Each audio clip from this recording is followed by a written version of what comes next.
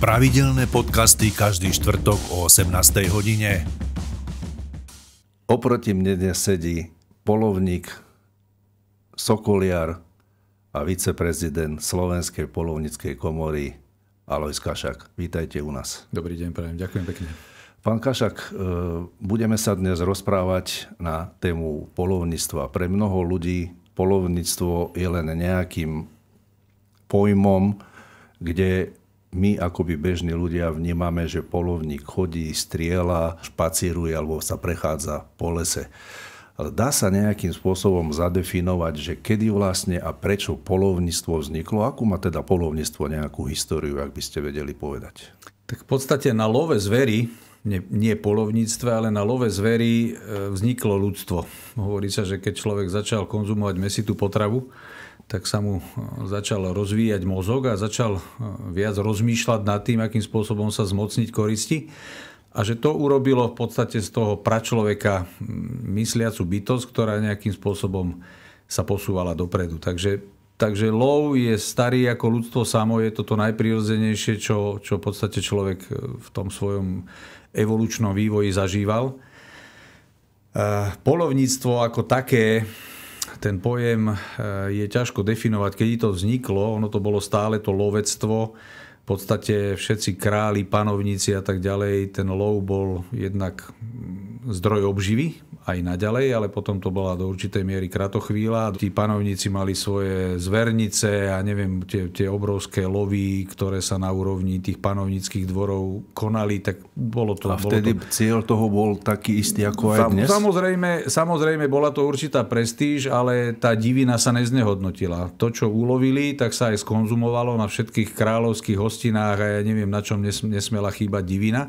Takže tá divina a to mäso z tých voľne žijúcich zvierat bolo odjak živa súčasťou toho jedálnička. Z tých panovníckych dvorov sa to pomaličky potom začínalo dostávať, že aj väčší vlastníci pôdy, rôzni sedliaci, mlynári, notári a ja neviem, kto všetci mali to právo polovania. Keď si tí naši osvietení predkovia povedali, že ale je asi potrebné, aby to polovníctvo malo trošku nejakú regulu.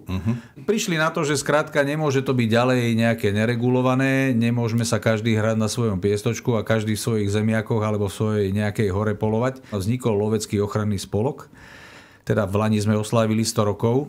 Zjednotili tých všetkých polovníkov na Slovensku fungujúcich a začali dávať polovníctvo na právnu platformu a v podstate tam sú tie korene toho, čo zažívame dnes.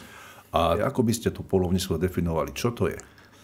Moderné, súčasné polovníctvo, napríklad v Českej republike ho majú definované ako odvetvie hospodárskej činnosti, pretože vplýva i na lesné hospodárstvo, poľnohospodárstvo, samozrejme na ochranu životného prostredia.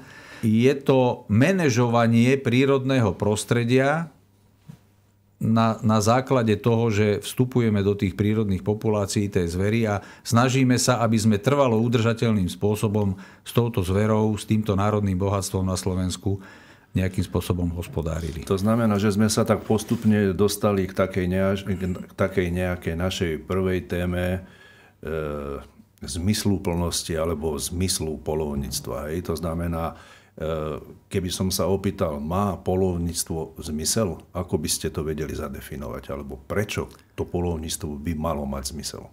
My sa snažíme teraz ten zmysel toho polovníctva nejakým spôsobom predstaviť verejnosti.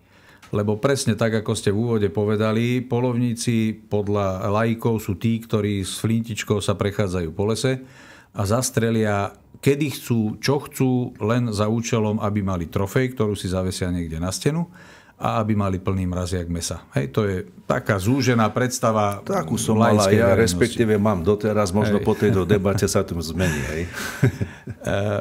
Polovníctvo je prísne regulovaná činnosť. Je riadené zákonom o polovníctve a príslušnými vykonávacími vyhláškami a samozrejme ešte do toho polovníctva vstupujú aj legislatíva veterinárna, legislatíva na úseku ochrany prírody, na úseku zbraní a streliva a tak ďalej. Takže je to široká škála právnych noriem, ktoré ovplyvňujú polovníctvo na Slovensku.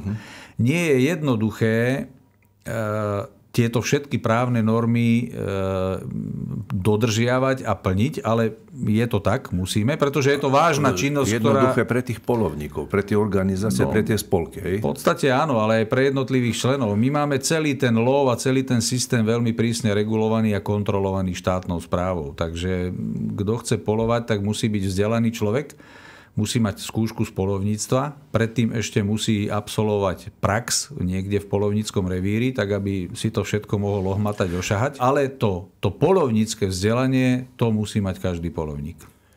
To znamená, že keď je daná tá legislatíva, o ktorej ste teraz spomenuli, že je proste prísna a tí poľovníci by ju mali ovládať, mali by vedieť, poznať teda svoje práva a povinnosti. Čo oni ešte musia všetko zabezpečiť? Že keby ste toto, že koľko máme na Slovensku takýchto spolkov, zväzov, aby sme získali predstavu my, ktorí sa v tom nepohybujeme, že vlastne o čo sa jedná, o akú veľkú skupinu ľudí, alebo o čom to je? Tak na Slovensku v podstate taká zastrešujúca organizácia týchto všetkých poľovníckych organizácií je Slovenská poľovnícka komora. Tá má zo zákona i 12 prenesených výkonov štátnej správy, teda zabezpečujeme vzdelávanie v poľovníctve, školenia streleckých inštruktorov, kinologických inštruktorov, tie skúšky poľovnícke a tak ďalej a tak ďalej.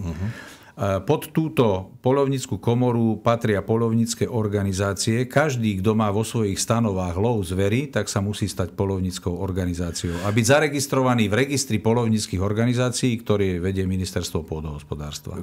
Povedali ste zaujímavú vetu, každý, kto má registrovaný v stanovách. Ak je nejaký poľovnícky spolok, poľovnícka organizácia. Môže byť aj na niečo iné určený poľovnícky spolok? Tak môže byť, čo ja viem, na chov zvery, ja neviem, na propagáciu, na vzdelávanie, ale ak tam máte lov zvery, tak musíte byť poľovnícka organizácia a už sa na vás vzťahujú tie určité legislatívne normy, ktoré toto upravujú.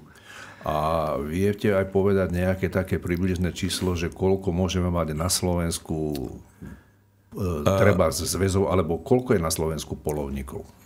Ten počet je, nepoviem vám to presne na Na človeka, číslo, ale 63 tisíc poľovníkov máme na Slovensku. Niečo viac ako 63 tisíc poľovníkov.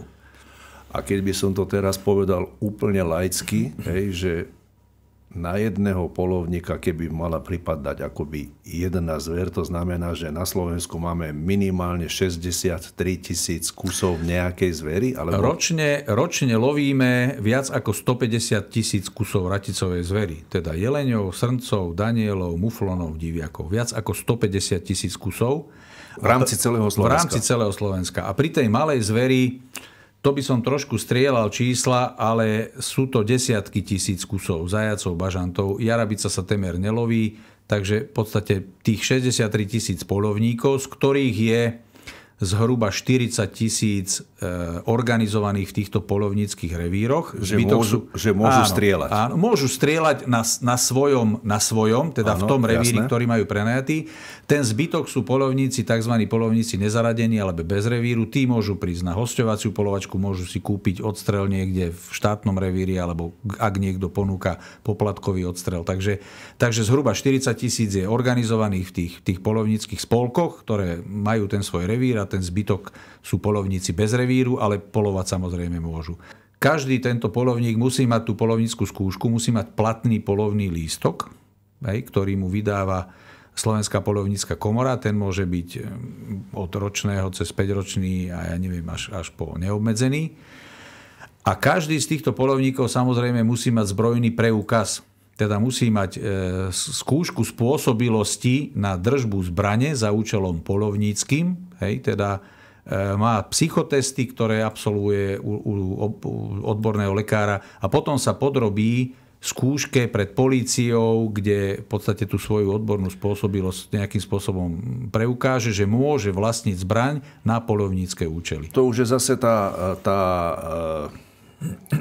kategória, alebo respektíve téma, kto vlastne všetko sa môže stať poľovníkom. To jednoducho asi poľovníkom nemôže byť každý. Prihlásite sa do kurzu, absolvujete to školenie, ktoré je tých 6 víkendov.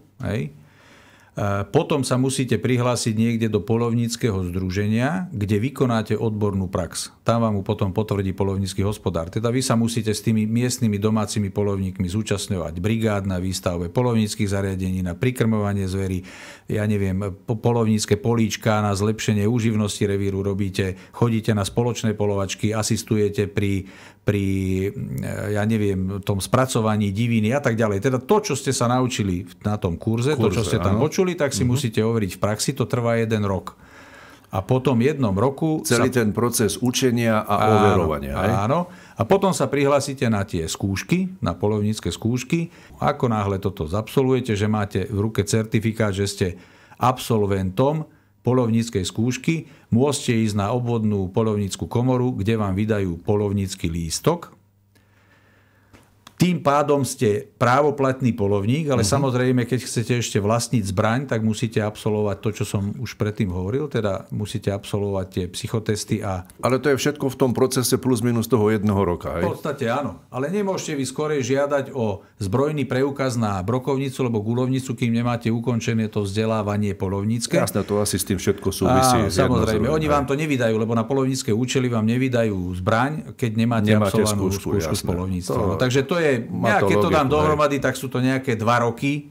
2 roky intenzívnej práce, aby ste sa stali poľovníkom. No a samozrejme vlastníte pušku, vlastníte platný poľovnícky lístok, ale aj tak nemôžete ísť, kedy chcete a ako chcete do lesa a zastreliť, čo chcete. A teraz už keď som tým poľovníkom, hej, dajme tomu, a mám tú pušku na pleci a prídem na ten prvý odstrel, trebárs, a mám to v tom puškohľade nejakú tú zver, že ako to ja ako mladý poľovník viem odlíšiť, že trebárs tento diviak je schopný odstrelu, tento nie je, tento... Ako to ja proste ako mladý poľovník viem odlíšiť? Ešte k tomu musím dodať jednu vec, že každý ten poľovný revír, ten poľovnícky subjekt má stanovený počet kusov zvery, ktorý môže uloviť. To sa volá poľovnícke plánovanie. Na to je v každom poľovníckom revíri poľovnícky hospodár. To je osoba, ktorá má vyššie poľovnícke skúšky, teda nie tie základné, ale vyššie poľovnícke skúšky. Buď ich získa zase cez Slovenskú poľovnícku komoru, že si urobí vyššie poľovnícke skúšky, alebo má vzdelanie vysokoškolské, alebo strednú lesnícku školu v Liptovskom Hrádku, teda tam to vzdelávanie, tam je predmet poľovníctva a keď tento predmet absolvujete, tak máte automaticky túto vyššiu skúšku z poľovníctva. Teda môžete robiť toho poľovníckeho hospodára. To je človek, ktorý dohliada na dodržiavanie právnych noriem na úseku poľovníctva v danom poľovnom revíri a okrem iného robí to poľovnícke plánovanie. Na základe ščítania zvery, teda my si robíme celoročný prehľad, v ktorom poľovníckom revíri sa aká zver v akých vekových štruktúrach, v akej kvalite vyskytuje. A na základe toho musíte mať v danom poľovnom revíri schválený plán lovu. Koľko môžete streliť jeleňov? 1., 2., 3., 4. vekovej triedy, koľko jeleníc, koľko jelienčat, koľko diviakov kancov, koľko diviačic, koľko lanšťakov, koľko diviačat a tak ďalej. To je pomerne zložitá vec. Toto máte predpísané a na základe toho potom tomuto adeptovi alebo novému poľovníkovi môže poľovnícky hospodár vystaviť tzv. Povolenie na poľovačku, kde mu presne vypíše, je to také tlačívko, kde sú všetky údaje o tom poľovníkovi a tam mu presne vyznačí, že môžeš v termíne od, vymyslím si, 1. novembra do konca decembra uloviť jednu jelenicu. Jedného jelenia 1. vekovej triedy, jedno diviača. A on už ten poľovník by mal vedieť, že keď ho má v puškohľade, že toto je jeleň 1. triedy, 2. triedy alebo nejaké tie kategórie. No minimálne by to mal urobiť vo vlastnom záujme, pretože keď uloví to, čo nemá na polovenie... Počkajte, vo vlastnom záujme? Vo vlastnom záujme, lebo ja mám loviť jelenia 1. vekovej triedy a strelím jelenia 3. vekovej triedy. A keď poviem napríklad, že ja som si to nevšimol, alebo ja neviem... Viete, To je ako keby som povedal policajtovi, že ja som si nevšimol, že tuto bola stopka. Takže minimálne v tom poľovníckom revíri z toho vyvodzujú dôsledky. Dobre, a tie dôsledky sú také nejaké pod pokutou alebo zákaz lovu? Áno, presne ako hovoríte. Buď sú tam finančné pokuty, alebo sú to zákazy lovu. Dokonca, ak tie prehrešky sú vážnejšie, tak môže až na 3 roky prísť o poľovnícky lístok a keď sa chce znova o ňo uchádzať, tak musí prejsť celým tým procesom. Teda znova sa prihlásiť do kurzu, znova to celé absolvovať. Jasné, a to sú zase nemalé finančné prostriedky. Samozrejme. Koľko taký ten kurz približne môže stať? Je to v podstate okres od okresu alebo región od regiónu. Ale tak plus 500, minus. 600, 700 eur.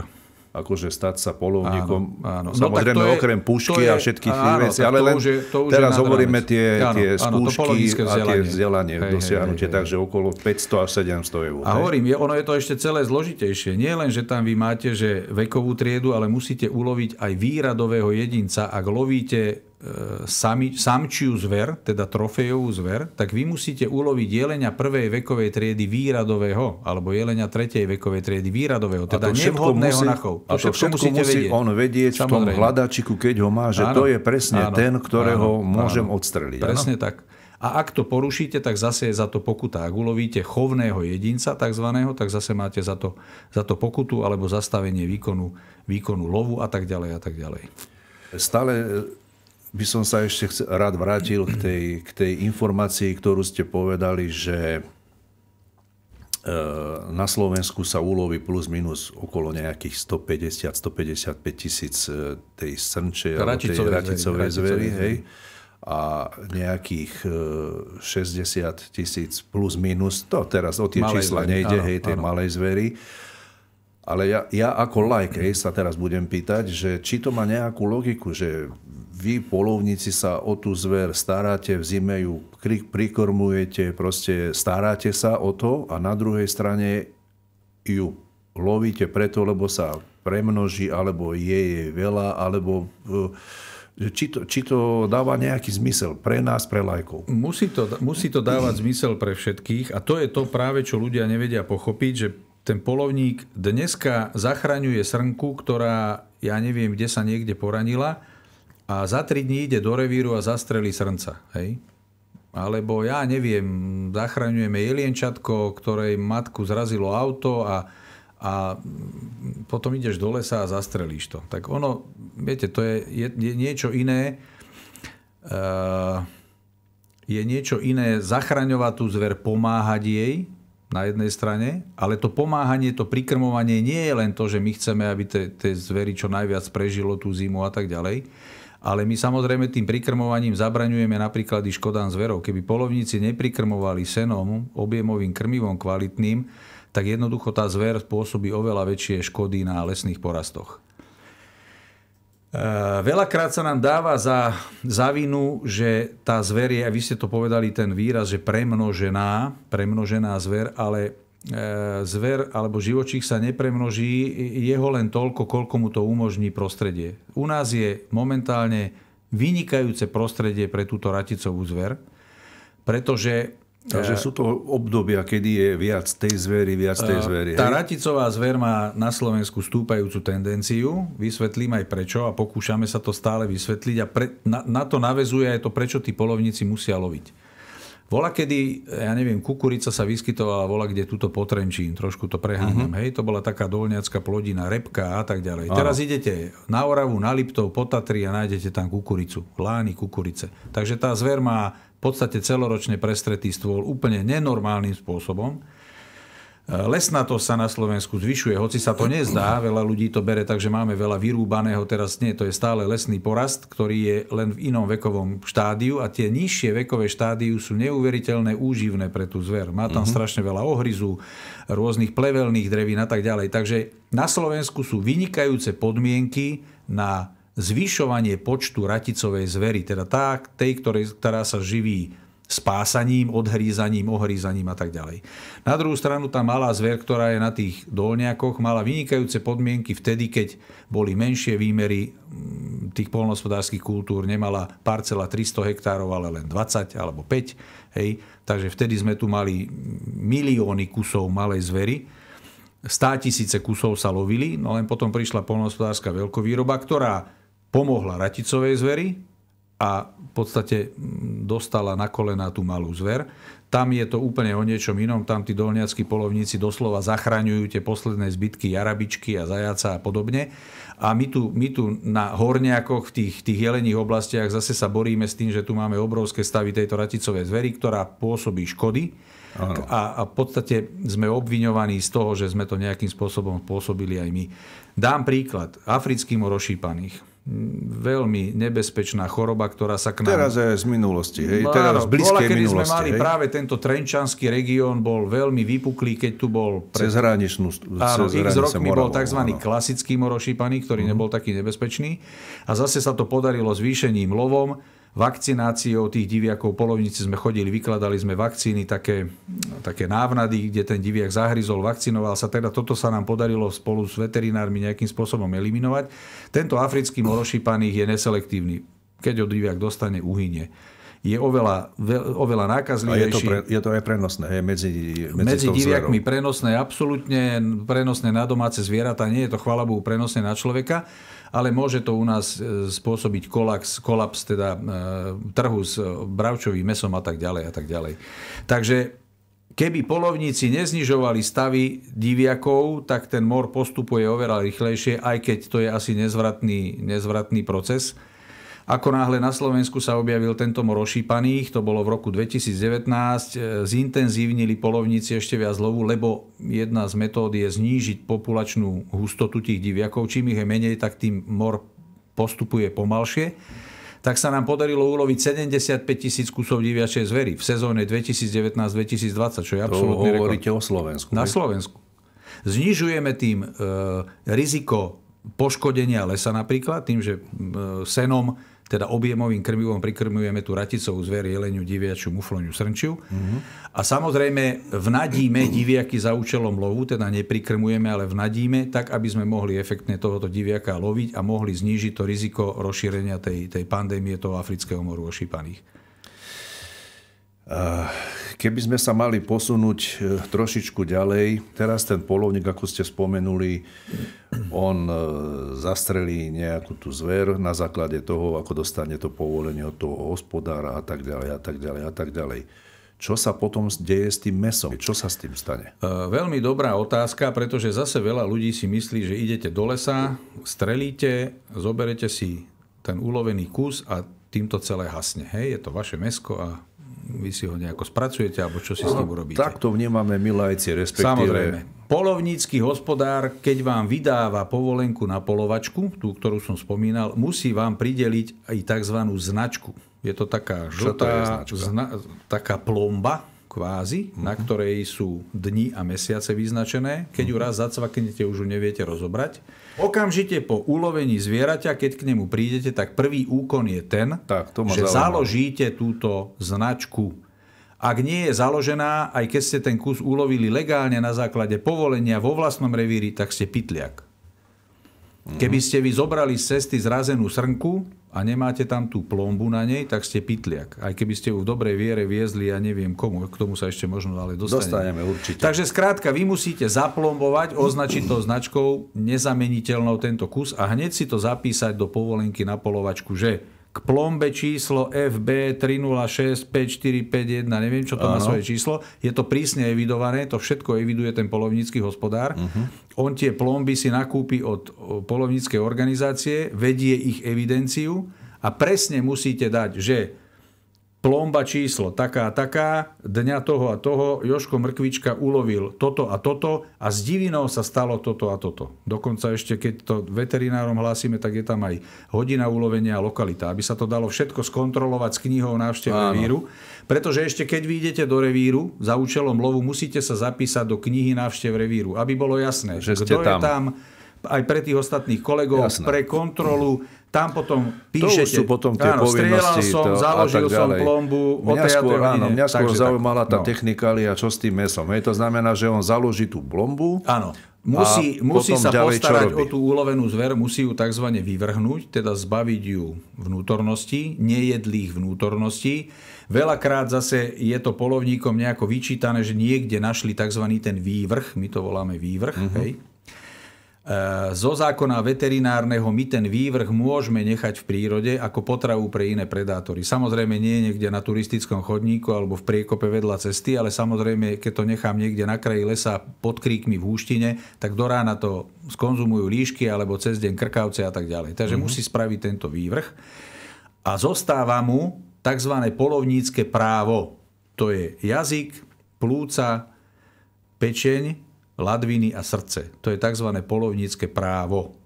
To sú konzumovateľné vnútornosti, ktoré sú majetkom toho poľovníka, ktorý to ulovil. Áno. A tá divina, ktorá v podstate tam vzniká, to mäso, tak to je majetok poľovníckeho združenia. Teda toho, kto mu vydal tú povolenku a tak ďalej. A oni rozhodujú, to poľovnícke združenie rozhoduje, to sa dohodnú, že ja neviem, na základe toho, že ty si tu dal nejaké vložné, ktorý na základe toho my platíme tým vlastníkom ten nájom, tak ty máš nárok na nejakú alikvotnú časť tej diviny, že ja viem, na jednu srnu alebo jedno jelienča, alebo to ide v podstate do spoločnej kasy, že sa to odpredá. My sme minulý rok, Slovenská poľovnícka komora, zaviedli jednu aplikáciu v rámci predaja z dvora, predaj diviny. Vieme predať na základe veterinárnych povolení, máme vyškolené osoby, ktoré prehliadnú tú zver po ulovení, to sú veterinármi vyškolené osoby, každé poľovnícke združenie revír to má. Takže musí tá zver byť zdravá, vy ju môžete potom uviezť na trh za určitých podmienok, môžete si ho vykúpiť, v tej aplikácii si kliknete, že som z Trenčína a máme teraz rodinnú oslavu, chceme robiť guláš zo srnca, tak sa pozriem, kde v okolí, ktorý poľovnícky subjekt ponúka čerstvo uloveného srnca. Pretože a robíte tomu aj nejakú prezentáciu? Áno, môžete to nájsť na stránke Slovenskej poľovníckej komory, tam si to nájdete, predaj diviny, tam sa vám otvorí presne mapa a aktuálne kde, ktorý subjekt poľovnícky čo ponúka. Ja si kliknem, hovorím z Trenčína, tak sa pozriem v okolí Trenčína, vymyslím si, Soblahové poľovnícke združenie momentálne ponúka na predaj jednu jelenicu. A myslíte, že je dostatok takéhoto mäsa z diviny? Zatiaľ nie. Zatiaľ sme mali väčší dopyt, ako sme dokázali posunúť ďalej. Dokonca ministerstvo pôdohospodárstva malo ambíciu dodávať do obchodných reťazcov chladenú divinu zo Slovenska, čo je ale obrovský problém. Po vzore jahňaciny, len viete, máte 100 jahňat na jednej farme, takže pošlem tam kamión a 100 jahňat viem spracovať. Len toto, tí strelia tam jelenicu, tí hen tam jelenicu, tí túto jelenicu. Celá tá logistika je dosť problematická. Takže s tými reťazcami je to zatiaľ ešte nedoriešené, ale kto má záujem o čerstvú divinu v koži, tak si ju môže takýmto spôsobom zaobstarať. Verím tomu, že tento rok to ešte rozšírime, pretože dokonca tie subjekty, ktoré tam v minulom roku predávali takýmto spôsobom tú divinu, predali absolútne všetko a dokonca majú už zajednané na tento rok. Že to je asi drahšie to mäso, predpokladám. Viete čo, ani nie. V tej koži to nie je až taká strašná cena. V koži znamená, že to nie celý je kus, odraté proste... kúpite si celý kus. Ako keď si kúpim polku prasaťa, treba? Áno, napríklad. Áno. Odrádzali nás od toho, že Ježiš, čo s tou kožou, a ľudia už sú takí, že nevedia si to ani odrať. Nie, Slovák je normálne šikovný. Každý má nejakú chalúbku alebo starú mamu, kde si vie doniesť toho jelienča alebo to diviača a tam si to pekne oderie. A možno sa trošku vracia aj k tým svojim koreňom, lebo už naše deti a naši vnúci ani netušia, že akým spôsobom sa mäso zjavuje na pultoch v reťazcoch. Anglickí sokoliari, keď tu boli na návšteve u nás, tak nám hovorili, že vy tu robíte fantastické veci s mládežou a tak ďalej. My sme v Anglicku robili takú anketu, deti sme sa pýtali, že ako vzniká mlieko. Čo to je, že či to je rastlinného pôvodu, živočíšneho, alebo vzniká len tak, že ho teta vyloží z bedničky a dá ho do... Tak 80% detí si myslelo, že mlieko vzniká len tak. Že to je krabička, ktorú teta vyloží z inej krabičky a dá ho na pult. Tak to už je zase problematika iného typu, iného Samozrejme, charakteru. Takže hovorím, možno toto je návrat k tým koreňom, že si kúpim celé jelienča, ideme robiť guláš na chatu s celou rodinou, lebo pandémia už pominula a môžeme ísť niekde, tak si kúpime jelienča a tam deťom ukážeme, že deti, takto vyzerá zvieratko, musíme ho odkožiť, musíme ho spracovať a môžeme si potom z neho uvariť guláš. Dobre, posúďme sa teda trošku ďalej. Pozrime si reportáž, ktorú spravila naša redakcia.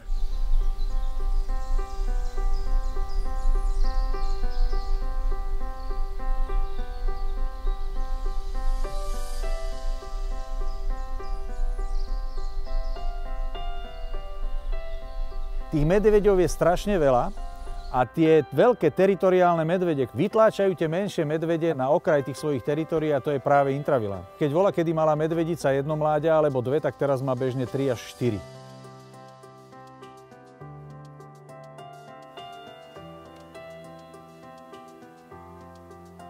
Ideálne je zostať k nemu otočený tvárou, nerobiť nejaké prudké pohyby, skúsiť monotónne prehovoriť a jednoducho odsúvať. Keď vidíte, že ten medveď je od vás 100 metrov a nevie o vás, opatrne odsúvajte preč. Ten medveď z 95% prípadov ujde.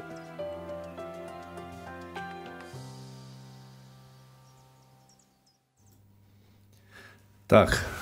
Neuralgický bod veľké šelmy na Slovensku. Tak skúsme nejakým spôsobom rozobrať takúto problematiku.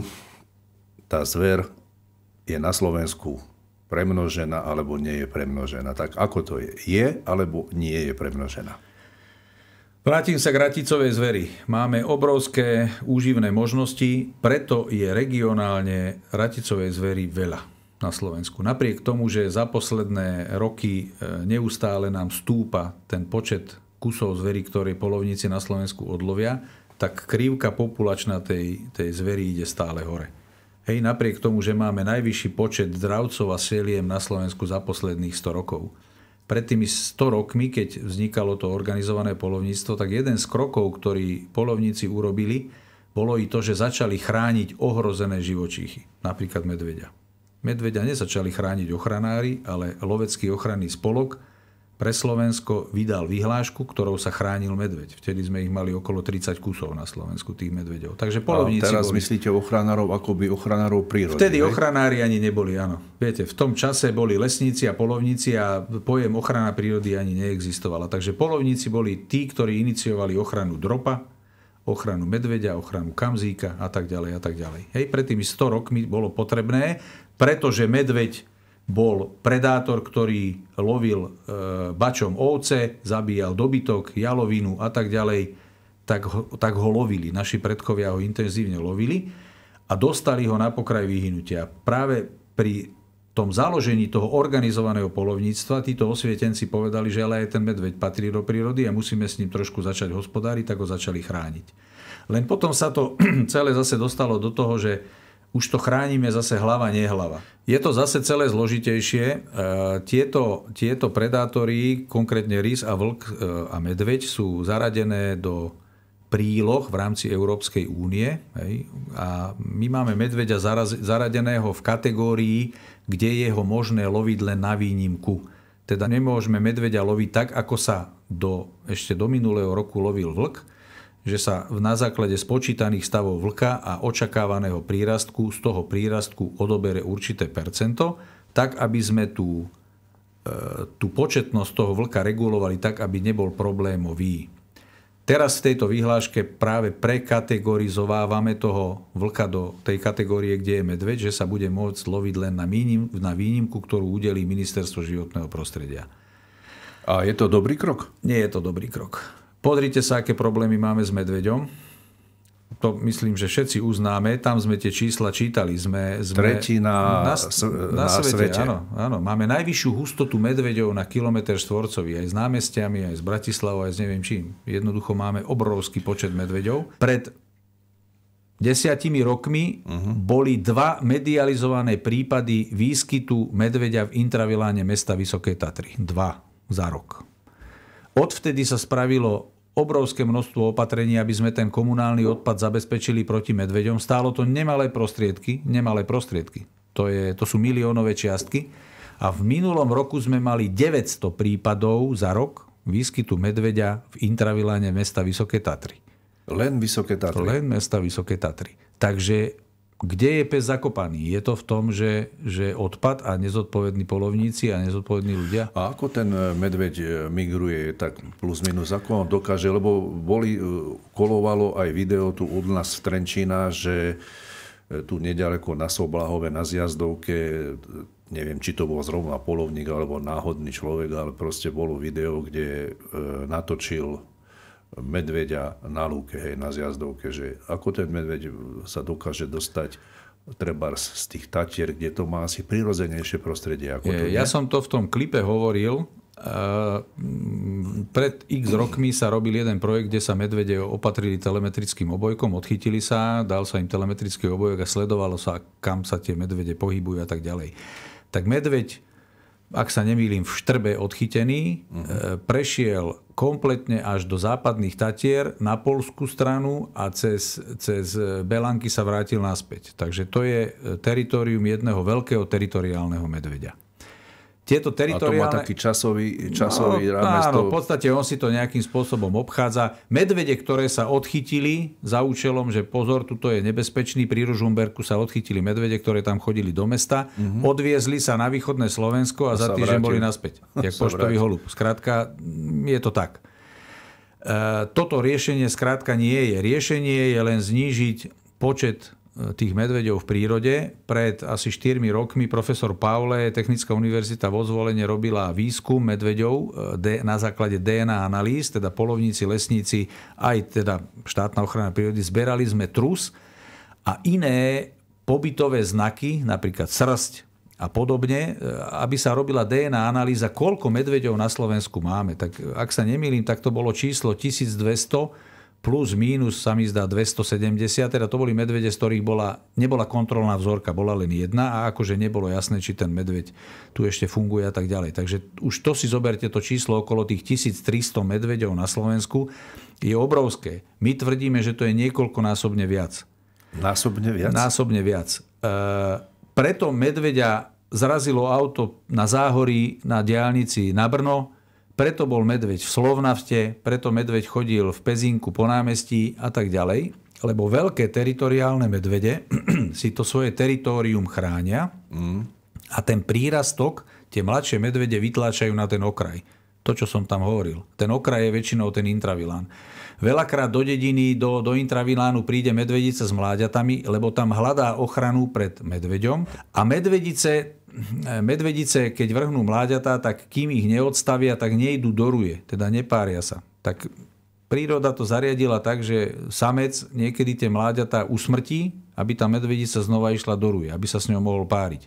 Preto tie medvedice s tými mláďatami idú do intravilánu. Ako ich ochrániť. Áno, to bol problém, alebo problematika tej medvedice Ingrid, pamätáte si to niekde na Liptove? Bolo niečo tak Na medializované. materskej škôlke na Breze bola medvedica s mláďatami, ktorú už predtým asi 3-krát mali ten medvedí tým odchytenú a furt sa ju snažili niekde odviezť a ona sa tam furt vrátila, až kým nemala mláďatá a nevyústilo to do toho, že pred tým medveďom samcom odišla do tej dediny a tam už teda bol vydaný pokyn na jej odlov, lebo tam už inej pomoci nebolo. Tie mláďatá skončili niekde v nejakom zooparku v Maďarsku a tak ďalej. A bola z toho obrovská aféra, lebo pol dediny fandilo Ingrid, pol dediny fandilo zásahovému tímu a pomaly tam bola z toho občianska vojna. Jasne. Takže viete, potom zapalovali tatranskí chatári za ňu sviečku a hovorili asi v tom duchu v televíznych novinách, že my sme tú Ingrid poznali, my sme ju tu prikrmovali, keď sem prišla a teraz nám ju zastrelili. No tak najprv ju naučím na to, že má ísť ku ľuďom a nemá sa ich báť a potom odsudzujem niekoho, kto to vyrieši tak, lebo starosta povedal, mne tu za chvíľu začnú chodiť deti do materskej školky. Ja nemôžem čakať, keď zleze Ingrid z Brezy a nechcem, aby tu bol nejaký incident. Skrátka je to problém. Medveď je šelma. Veľká, silná šelma a stále sa snažíme s nej urobiť nejakú indickú kravu, že však teda nič sa nedieje, veď tie medvede sú, my sme ich votrelci a oni sú tu doma, však áno, súhlasím, len sme v 21. storočí v strede Európy a musíme vedieť s týmito vecami nejakým spôsobom fungovať tak, aby aj tá medvedia populácia zostala zachovaná, ale aby aj človek nebol traumatizovaný tým, že pôjde do hory. A doslova teraz je to tak, že už v niektorých regiónoch je obrovský problém ísť do lesa, tak aby ste sa nestretli s medveďom a neboli v konflikte. To som sa chcel práve spýtať, že ako je to trebárs v okolitých krajinách. Keď ste spomínali, že u nás je asi niekoľkonásobne viac ako je 1000, to znamená, môže byť 2-3 tisíc tých medveďov, hej? Že aj okolité krajiny majú takéto isté problémy? Okolité krajiny nemajú toľko medveďov, čo my.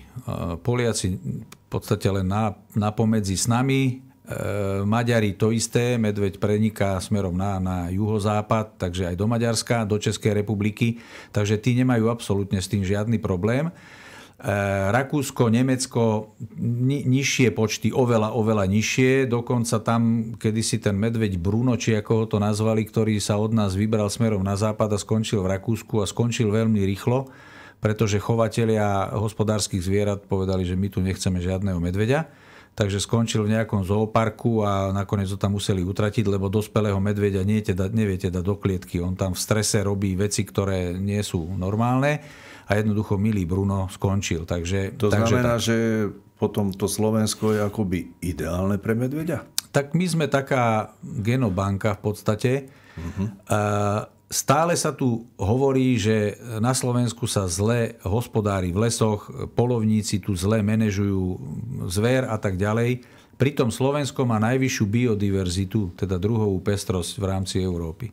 Keď si zoberiete, teraz bolo nejaké vyhodnocovanie národných parkov, tak náša Muránska planina, národný park skončila na 3. mieste v rámci Európy v kráse, kvalite prostredia a tak ďalej. Takže my naozaj sa máme čím pochváliť.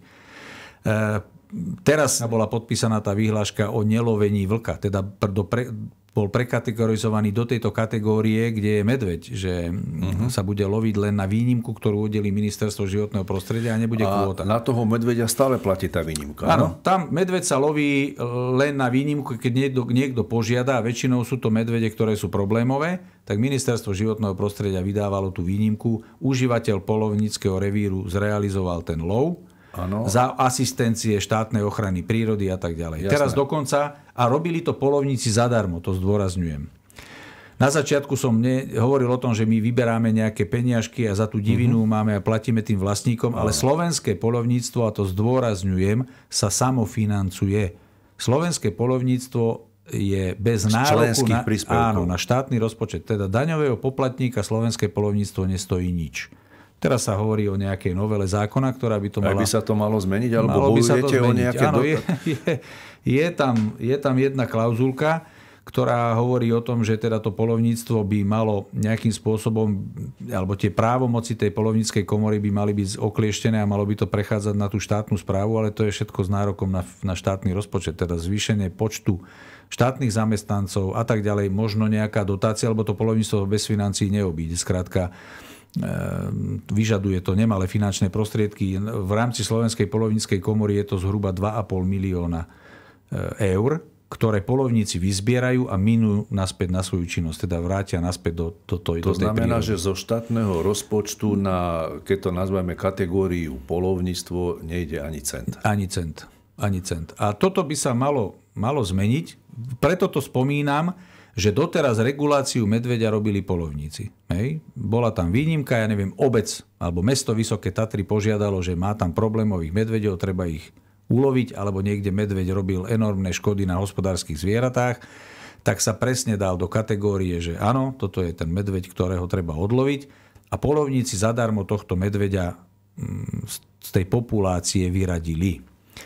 Teraz je pán minister životného prostredia má víziu, že toto by mal robiť ten tzv. Zásahový medvedí tím. Teda zase z peňazí... Ale to by mal zriadený kým? Ten je zriadený štátnou ochranou prírody. A oni to aj financujú, no tak áno, ale z čoho je štátna správa financovaná? Z daní poplatníkov daňových, hej? Teda nie poľovníci. Ale teraz to chápem tak, že štát zriadil nejakú, nazvime to, nadnesenie komando na lov medveďov. Hej? V podstate áno. Hej? Áno. A vy už s tým nemáte nič spoločné. Tak, zatiaľ ešte máme, pretože musí na ten lov dať súhlas ten užívateľ poľovníckeho revíru, ale nám sa to zdá zvrátená záležitosť. Že to je takto. Že to je takto, pretože populácie zvierat by sa nemali manažovať na uliciach. Ja to poviem tak. Hej? Lebo ten zásahový tím bude zasahovať asi tak, že si sadnú ku kontejneru, kde chodí daný macko, strelia do ňoho uspávaciu látku a potom mu dajú smrtiacu injekciu. A potom neviem, čo budeme robiť s tým kadáverom. Hej? Nie je to také jednoduché. Veterinári by vám povedali, že nie je to také jednoduché medveďa uspať a jednoducho potom mu dať smrtiacu injekciu. Najjednoduchšie je povedať, že dobre, v tomto priestore je medveď taký a taký, ono sa to dá rozlíšiť, lebo oni majú rôzne farebné variácie a rôzne znaky, podľa ktorých sa dajú identifikovať. Takže za účasti toho pracovníka ochrany prírody sa dá povedať, že toto je ten konkrétny jedinec. My ho ulovíme a polovníci s ním naložia tak, ako naložia. Hej, bude z toho nejaká trofej, koža a tak ďalej. No ale neviem, čo budeme robiť s tými inekciou usmrtenými medveďmi. Ako každý medveď, alebo na každý obecný úrad budeme mať tam vypchatého medveďa, alebo čo si, alebo pôjde do kafilérky. Chránený živočích, medveď, ktorý, viete, ja to poviem tak, že ak by sme tu spravili právnu normu, že z tej x kusovej populácie, keby už len tej 1500 kusovej, sa ročne odstrelí 100 kusov, nič sa nedieje. Nič sa nedieje.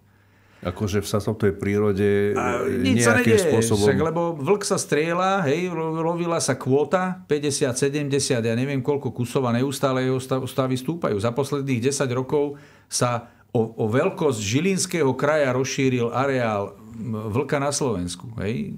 Jednoducho nebol tam dôvod robiť nejaké opatrenie. Je nebezpečný ako medveď pre návštevníkov lesa? Alebo? Pre človeka zatiaľ nie je nebezpečný. Ale tento rok máme prípad v Poľsku, kde vlky napadli drevorúbačov.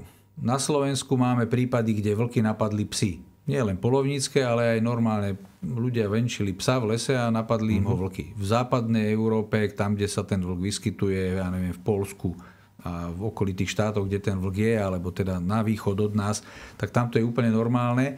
Bol som na jednom zasadnutí chovateľov farbiarov, teda to sú tie psy, ktoré keď postrieľate kus, tak vám ho pomôžu dohľadať. A veľakrát sa to robí tak, že vy aj vypustíte toho psa, aby tú zver zastavil a tak ďalej. Teda pustíte ho z toho remeňa. Tak bola tam pani z Nemecka, ktorá hovorila, že u nich už neexistuje pojem, že voľné vypustenie farbiara za postrelenou zverou, lebo každý jeden skončí zabitý vlkmi. Toľko ich je. No, hlavne sa na to naučili. Jednoducho oni počujú, že ten pes niekde šteká na mieste, že zaštekáva ten poranený kus a idú a zožerú ho, zabijú ho. Ako svorka. Áno. Takže predpokladáme, že budú s vlkom na Slovensku problémy. Nielen ich budú mať chovatelia hospodárskych zvierat. Ovčiari majú s tým obrovský problém. Tento rok vlky strhli kravu na maštali. Normálne v maštali dojnicu. Nie na pastvine niekde vonku. Je z toho z kamery, normálne z kamery z nejakej tej priemyselnej televízie záznam, ako tie vlky strhli dojnicu na maštali. To je, viete, to už začína hraničiť s čím? S prehnanou drzosťou tých šeliem alebo s čím? Ďalšia vec, vlk je prenášač besnoty. A keď sa ja stretnem v meste Vysoké Tatry, zrazilo vlka priamo v intraviláne, tam na YouTube, keď si nájdete, ako ten vlk drhne jelienča na kolajniciach zubačky a skoro ho zrazí tá zubačka a tak ďalej. A ja sa stretnem v intraviláne s vlkom, ktorý môže mať 50-60 kg. To nie je mačička, ani psíček, ratlíček. A teraz čo? Je len drzý, alebo je besný?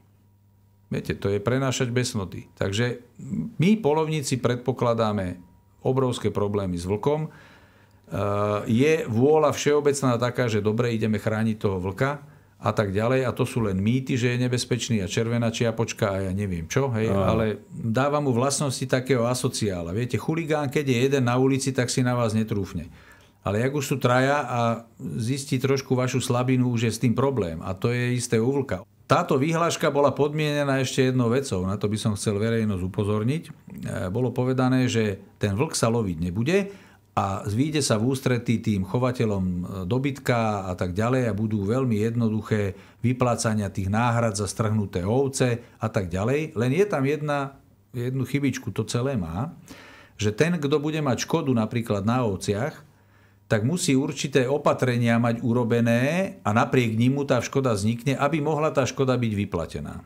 U oviec je to konkrétne, že na každých 100 i začatých oviec musíte mať jedného voľne pusteného pastierského psa predpísaných plemien, kangal, 70-kilový pes, čuvač, 50-kilový pes a tak ďalej. Teda také menšie teliatka, ktoré musia byť vycvičené staršie ako 12 mesiacov a teda musíte mať pri tom stáde takéhoto psa navoľno pusteného, ktorý robí tú ochranu toho stáda. Keď to ovčiari prerátali, tak na Slovensku by sa malo voľne pohybovať 70-kilových psov 12 000. Neviem si to dosť dobre predstaviť, že na urbanizovanom, preturistovanom Slovensku sa bude motať 12 000 kangalov, alebo ja neviem, Aziatov, alebo čoho. To je neskutočné. V prípade, že nebudete mať takéhoto psa, tak musíte mať tie ovce na pastvine v elektrickom oplotku. Ten oplotok má byť 1,70 m vysoký a pol metra zapustený do zeme. Keď to nerealizovateľná vec. Ja neviem po technickej stránke, ako chcete mať v prírode oplotok pol metra zapustený do zeme. A to je presne to, čo ste spomínali, že toto by sa nemalo robiť z tých miest a od stola rôzne tieto normy a nariadenia, ale to by sa malo presne vychádzať úplne z opačnej strany. 470 000 hektárov by sme mali mať zaplotených. Viete si predstaviť voľný pohyb turistov, cykloturistov a tak ďalej? Aby mohlo byť naplnená litera tohoto, čo je teraz. Áno, buď psi, alebo oplotok. Jasné. A keď nemáte ani jedno, ani druhé, nemôžete ovce pásť, ale musia byť na maštali. Takže koniec manažovania krajiny ovečkou s pásačom, ktorý udržiava biotopy a tak ďalej a tak ďalej. Dobre, ja vás poprosím, posúďme sa ďalej, pozrieme si opäť našu reportáž.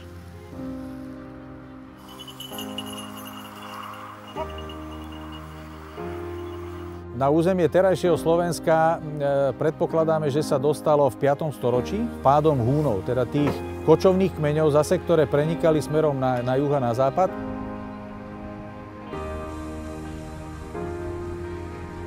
Jastrab krahulec, ktorý je dravček veľký asi ako holub, tak ten dokázal nejakú prepelicu uloviť alebo nejakého vrabca. A samozrejme orly skalné, tak ten dokáže uloviť líšku, dokáže uloviť zajaca, dokáže uloviť dospelé srnčie.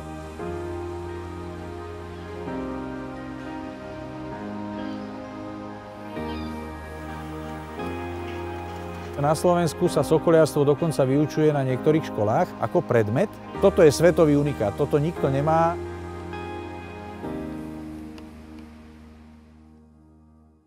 Vaše obľúbené. Moje obľúbené. Sokoliarstvo. Tak poďme si nejakým spôsobom trošku rozobrať, aby sme sa aj my, laici, dostali do nejakého obrazu. Povedzte nám niečo o sokoliarstve.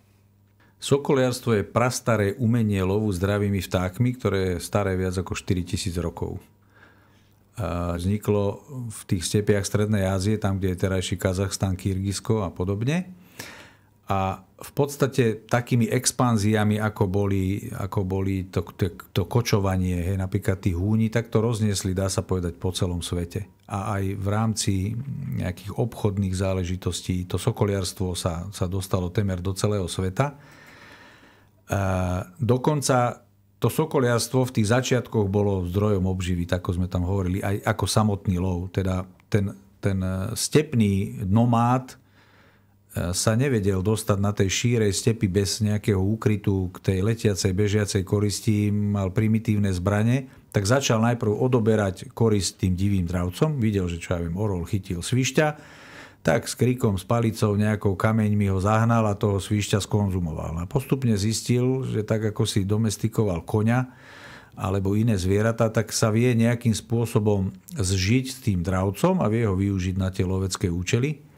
A zase postupne, tak ako samotný lov, tak sa to dostalo do tých vyšších vrstiev, bolo to doménou tých vyšších vrstiev, šlachty a tak ďalej.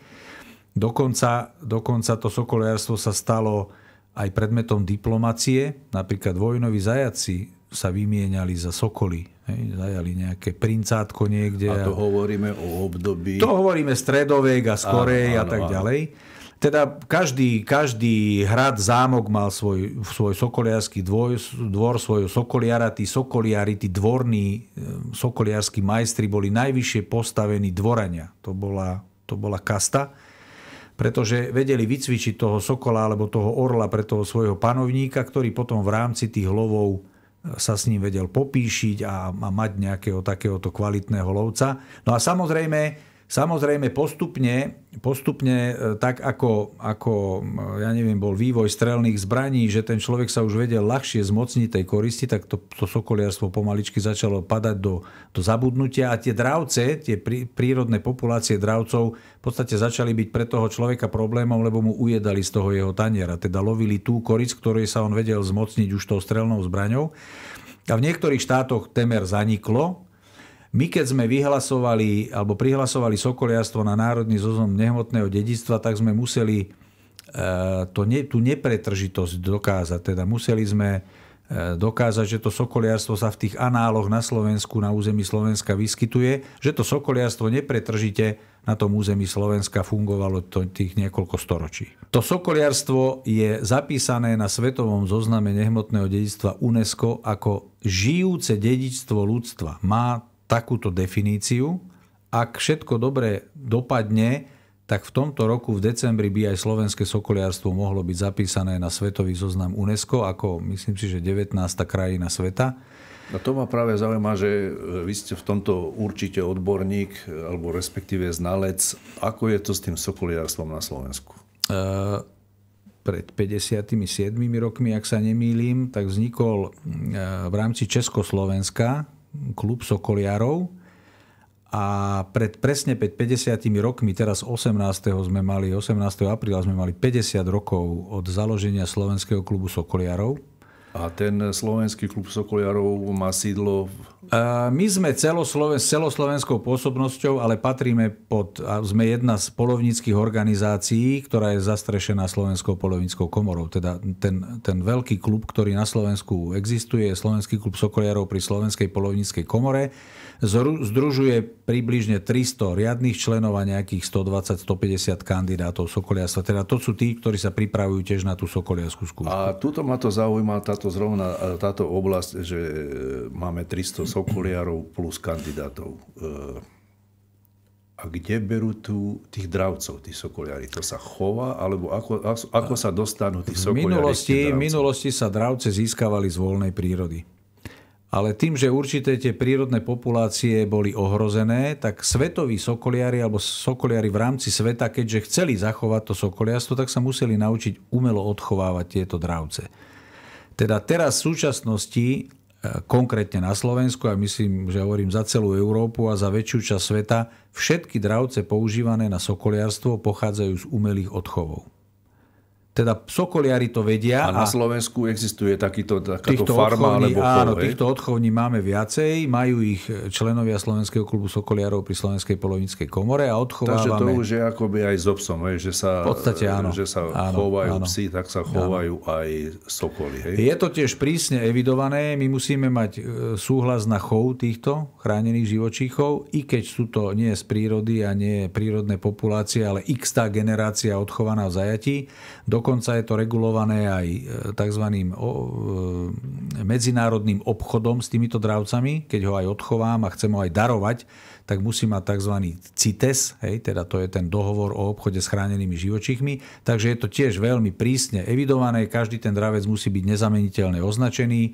Dokonca pri tých odchovoch niektorých druhov musíte mať aj DNA test a tým preukázať, že naozaj tie jedince sú umelo odchované. Musí ten dravec mať buď nesnímateľný krúžok alebo mikročip, musíte mať na ňo vydané povolenie, musíte ho mať zapísané v druhovej karte a tak ďalej a tak ďalej. Takže je to veľmi, veľmi zložité, veľmi, veľmi prísne kontrolované. A samozrejme aj sokoliarom sa nemôže stať hocikto. Vy môžete chránené živočíchy chovať aj doma ako bežný občan. Musíte mať na to udelený súhlas od Ministerstva životného prostredia, že chcete chovať tieto dravce, ale môžete ich mať len v chovnom zariadení, teda vo voliere. Ako náhle tohto jedinca vyberiete z tej voliery a chcete s ním manipulovať mimo chovného zariadenia, napríklad sokoliarčiť, takže musíte mať sokoliarskú skúšku, ktorú organizuje náš klub. Sme tým poverení Slovenskou poľovníckou komorou, máme schválených skúšobných komisárov a podobne ako pri tej poľovníckej skúške musíte absolvovať niekoľko školení, aj praktických, aj teoretických. Potom rok robíte prax u skúseného sokoliara a potom sa podrobíte sokoliarskej skúške. Áno, a videli sme v tej reportáži, kde bolo spomenuté, že sokoliarstvo má na Slovensku bohatú tradíciu a existuje, že sa vyučuje na školách. Áno. Ako prebieha takáto výuka, alebo koľko je takýchto škôl na Slovensku? Sokoliarstvo sa ako prvé začalo u nás učiť a myslím, že to je absolútny svetový unikát na základnej škole s materskou školou v Štiavnických Baniach. Máme tam jedného nášho sokoliara, člena prezídia Slovenského klubu sokoliarov, pána Pavla Michala, ktorý najprv ako nepovinný predmet zaviedol toto sokoliarstvo a v podstate po jeho vzore sa toto sokoliarstvo začalo vyučovať ako nepovinný predmet aj na stredných lesníckych školách. Dokonca teraz sa vyučuje na strednej združenej škole pod Banošom v Banskej Bystrici, kde sú takisto sokoliari, vyučuje sa na Technickej univerzite vo Zvolene. Sokoliarsky krúžok je pri Poľnohospodárskej univerzite, taktiež pri Univerzite veterinárneho lekárstva v Košiciach. A títo ľudia tam niekoľko rokov v podstate študujú to sokoliarstvo, vyučujú ho naši lektori, ktorí sú ako skúšobní komisári menovaní Slovenskou poľovníckou komorou na návrh Slovenského klubu sokoliarov pri SPK, teda sú to odborníci. A ak absolvujete tento predmet sokoliarstva, tak my to uznávame ako odbornú prax a musí sa jednému testu ešte u nás tento uchádzač pred tou komisiou zúčastniť, ešte je doskúšaný ústne a potom môže dostať certifikát, že môže vlastniť dravca a môže mať sokoliarsky preukaz a môže s týmto dravcom i loviť, ale ešte pred tým, ako toto celé absolvuje, musí mať absolvovanú skúšku z poľovníctva, pretože sokoliarstvo je zákonom uznaný spôsob lovu. Teda vy, keď chcete robiť biologickú ochranu na letiskách, kde môže dojsť k úlovku... To som sa chcel práve spýtať, že títo školení alebo vyučení sokoliari to majú ako zdroj príjmov. Áno. To je na tom fascinujúce, že sokoliarstvo, ktoré je staršie ako 4000 rokov, i v 21. storočí sa ním môžu živiť ľudia. To je ten prvok toho žijúceho dedičstva. 4000 rokov staré dedičstvo ľudstva a v 21. storočí sa sokoliarstvom živia ľudia. Buď ako sokoliari na letiskách pri biologickej ochrane, alebo videli sme tam tie predvádzania dravcov na hradoch, zámkoch a tak ďalej. Slovenskí sokoliari sú po celom svete v rôznych odchovniach dravcov. Dokonca naši sokoliari chodili do Kanady robiť biologickú ochranu čučoriedok. Robí sa biologická ochrana vinohradov, historických centier, miest a tak ďalej a tak ďalej. Nie je letisko s nadzvukom vo svete, ak sa nemýlim, ktoré by nemalo sokoliarov ako biologickú ochranu. Keď som bol vojak základnej služby, absolvent, vysokoškolák, tak som sa dostal na letisko v Hradci Králové, na vojenské letisko, kde v tom čase práve nenarukoval jeden veterinár, ktorý mal ísť na túto biologickú ochranu. Bol tam civilný zamestnanec, sokoliar, ktorý tam to robil, tú bolku takzvanú, ale potrebovali tam aj vojaka. No a tým, že som ja bol sokoliar, tak ma tam prevelili a bol som náčelník stanice biologickej ochrany letiska Hradec Králové. Keď som tam prišiel, tak ročne robili generálku motorov na stíhačkách v 5 až 10 prípadoch. Stačilo, že mali len podozrenie, že tá stíhačka nasala vtáka nejakého. Hej. Museli zvesiť motor a robiť generálku, ktorú v tom čase stálo 1 000 000 československých korún, tá generálka.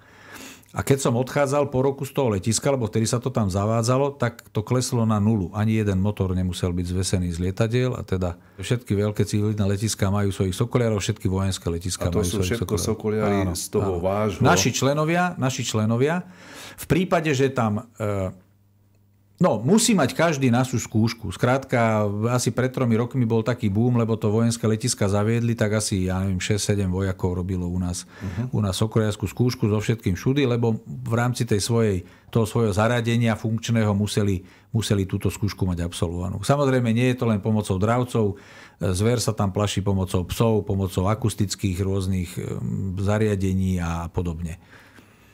Pán Kašak, keby ste mali na záver povedať alebo zhrnúť celú tú našu debatu, čo by sa stalo, keby to poľovníctvo neexistovalo? Každý súdny človek musí uznať, že pri premnožení tej zveri, a to nie sú len teda škody na tých porastoch a na poľnohospodárskych kultúrach, ale zoberte si strety so zvieratami, dopravné strety. Viete si predstaviť, že by sa tu zdvojnásobil počet jeleňov alebo diviakov? To je pod chvíľou, máte dopravnú nehodu. Ja ako poľovný hospodár pri 150 kusovom love raticovej zveri na tých 3000 hektárov 10, 12, 15 kusov zveri idem zobrať z cesty, ktoré nám zrazia autá. To len v tom našom revíri jednom. To sú obrovské čísla.